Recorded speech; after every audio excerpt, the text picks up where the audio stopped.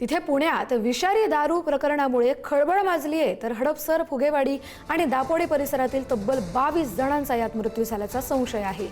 या प्रकरणात काहींची प्रकृती गंभीर आहे, तर मृतांचा आकडा वाढण्याची देखील भीती आहे। या प्रकरणानंतर पोलीस आणि प्रशासन सतर्क झालं असून संबंधित भागांमध्ये चौकशी आणि तपास सुरू झालाय।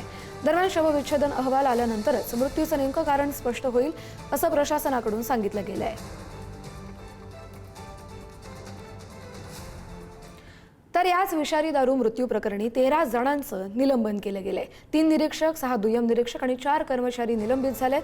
पोलीस आयुक्त अमितेश कुमार आणि विनय कुमार चोबे यांनी देखील कारवाई करत पोलीस ठाण्याचे प्रभारी अधिकारी, तपास पथकाचे प्रमुख, चौकी प्रभारी आणि कर्मचाऱ्यावर निलंबनाची कारवाई केली आहे। 3 निरीक्षक, 6 दुय्यम निरीक्षक आणि 4 कर्मचाऱ्यांचं निलंबन करण्यात आलं आहे। पुण्यातील विषारी दारू मृत्यू प्रकरणी 13 जणांचं निलंबन झालेलं आहे। विषारी दारू प्यायल्यामुळे जवळपास 22 जणांचा मृत्यू झाल्याचा संशय आहे। शवविच्छेदन अहवाल आल्यानंतरच नेमकं कारण स्पष्ट होईल।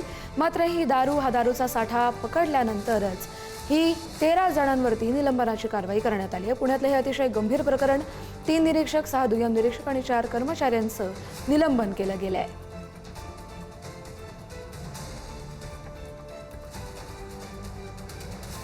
याच संदर्भात बोलूया दैनिक पुढारीचे प्रतिनिधी अशोक मोराळे यांच्याशी। अशोक सर, या सगळ्या प्रकरणामध्ये पुढचे काय अपडेट्स आहेत?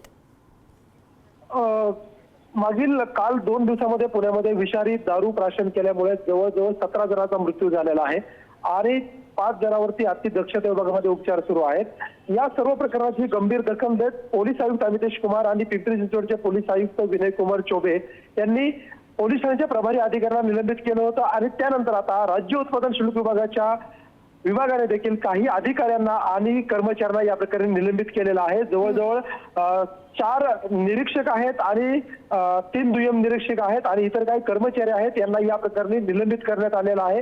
त्यांनी या दारू अड्ड्यावरती कारवाई का केली नाही अशा प्रकारे ठपका ठेवत या सर्व अधिकाऱ्यांना निलंबित करण्यात आले।